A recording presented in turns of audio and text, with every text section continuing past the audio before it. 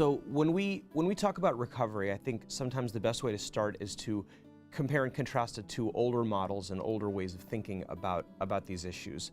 And when we think about what preceded a more recovery-based way of thinking, we could describe that particular style as being more unidirectional. It was more about the doctor or the therapist giving a recommendation, giving a suggestion, and then the person would be expected to hopefully follow that suggestion. Therefore, it was less collaborative, and the focus primarily was on symptom control and symptom management, and that really was seen as, I think, the main priority. The recovery model really expands the frame. So now we're not just talking about a person and his or her symptoms. Now we're talking about how that person connects to other people and how that person connects to the world around him, and moving beyond symptoms. What I describe as the top of the pyramid in the recovery model is really what I call functional recovery, which has a lot more to do with work and school and relationships, and what can you do to really, again, bring a lot more dimensions to your life. So recovery, I think, really incorporates more of the idea of a full personhood rather than simply somebody who's suffering with a particular set of symptoms. And in addition to that, I would describe it as a lot more collaborative, so it's less unidirectional and much more of a discussion, a collaboration, a conversation even between the person who's at the center of the recovery effort and all of the people that are supporting them in moving forward. There is often a sense people have explained to me of losing sight of sort of who they are, what they're about, and in that sense, the establishment or the reestablishment or the recovery or redefinition of an identity can be very important. Sometimes in the process of being ill, that can get lost.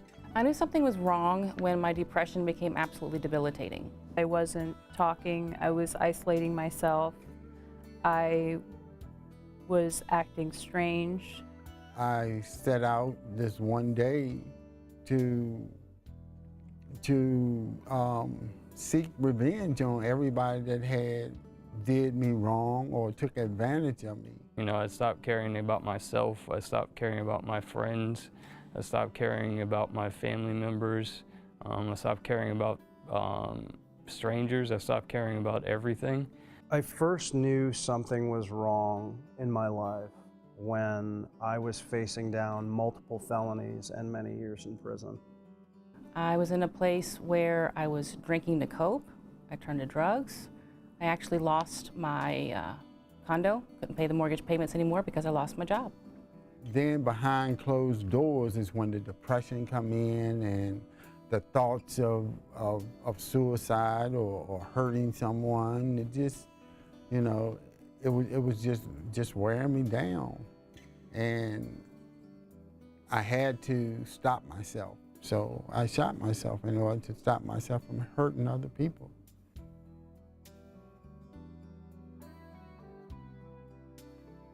The recovery model is predicated on the idea and really the fact that people can recover.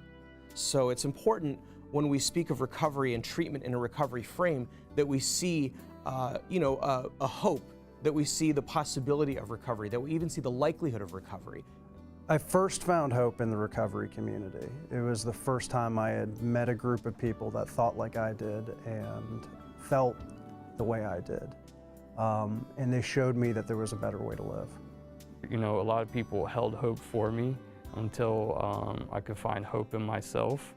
And it was, while I really hated them for it at the time, my family were the ones who really started my road to recovery. I found hope in a hallucination, actually. It was a very spiritual hallucination. To me, it was the spirit of my grandmother as a hummingbird telling me to hang in there. Hope was brought to me by others, whether it have been family and friends at the time, whether it was even maybe a doctor or a nurse. They instilled hope in me. It's more than a group to me. It's like a family, because it's things where I can go there and discuss with my other group members that I can't talk to anybody else. but I would always see people walking around smiling and laughing. And Trillium was a place where there were other individuals that had a mental illness or disability. And I began to want what they had. I wanted to have that smile. I wanted to have that little bit of joy. So that's where I found my hope.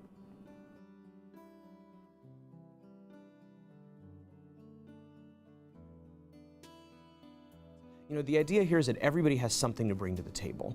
And whether it's a talent, a strength, even just a personal quality, these are the things that become extremely important in recovery, because rather than a sole focus on what's going wrong, there also is a real effort to understand what is going right, what could be going right, and what that person's qualities are that we could perhaps help to support so that they can grow in the directions that they want to grow in.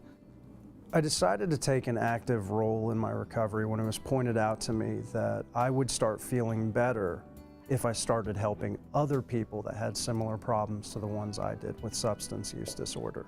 Was actually after my mom died of leukemia. Met another person who was a peer recovery specialist. She told me, she said, if you can't do it for you, do it for her. My main motivation was a lot of people thought that I would fail. So I just wanted to show, you know, them that I could do this. The medications have helped me tremendously, and by taking the medication, it alleviated some of the pain. Knowing that the pain can be alleviated motivated me to go forward. Having hope that I could still chase my dreams, no matter what has happened to me or how old I was, or what challenges stood in my way or what circumstances I found myself in. The people that I had around me didn't push me, but they encouraged me. The more they encouraged me, the more it gave me an inner power, and an inner strength to want to improve.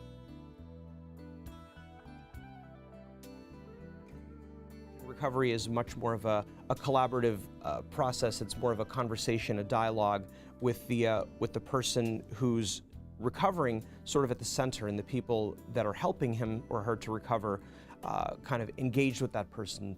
Being in charge of my recovery enables me to have the dignity of failure and the dignity of risk. Being allowed to make mistakes and being able to be forgiven for them. Everyone deserves second chances.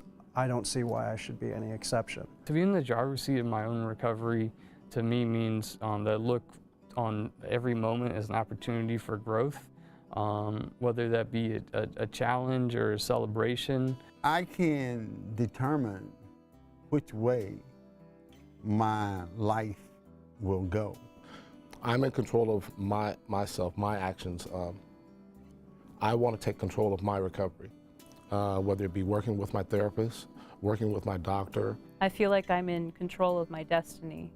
I feel like I can pursue my passion and do what I want with my life.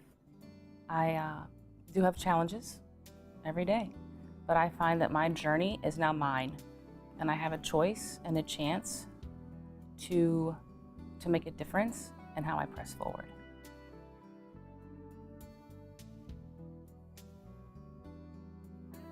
In order to recover, it's helpful for somebody to be connected to themselves, to others, to people in their life that they can trust, who are supportive to them. It could be friends, family, care providers, whoever it is. And often, connectedness can even extend and transcend personal relationships into connecting to something greater than oneself. And many people in recovery speak of that as well. The healthiest thing to do in early recovery, my experience has been, is to put a little bit of distance between, you know, myself and my family of origin, and just learning to love them from a distance a bit until I can get the support I need from the recovery community. My relationship is with my family and a friend.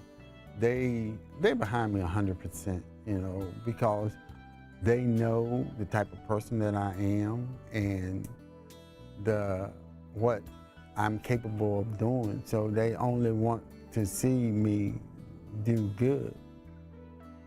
I enjoy having people in my life. I don't always want to strike up a conversation, but I'm also not afraid to start one anymore.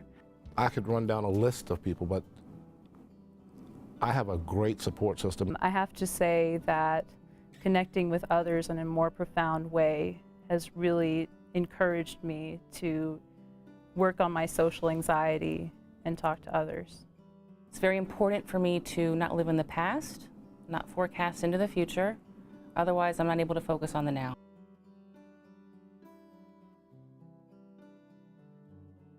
Even if we begin from a position of feeling marginalized or disempowered, that we can hopefully move towards becoming more empowered, and that we as recovery partners can help a person in feeling and moving towards a state of empowerment. Reaching out for help is the most important thing anybody can do. And understanding and seriously knowing that you're not alone when combating mental health or substance use challenges. And it might sound cliche, but it does get better. And once I learned to respect myself and no longer run from thoughts or emotions, but face them no matter how difficult it might seem, I feel like I can conquer the world. Find something inside yourself and then do whatever you can to get it. Once you do get it, reach out and improve it, and never turn away an open hand. They deserve to feel better, and they deserve to take an active role in their recovery. Always remember, it's someone else out there. Just reach out your hand. Someone will grab it. I think if I could pass on one thing to anybody who is watching this video, there is absolutely hope out there. Go out there, find other people in the recovery community, get the help you need. Don't give up on yourself. Don't think, you know what, maybe recovery will work for other people, but it's not gonna work for me. Why not you? Why can't you get it too? And you can. You just gotta be willing to ask for help and be open to the suggestions of other people who have been there before you.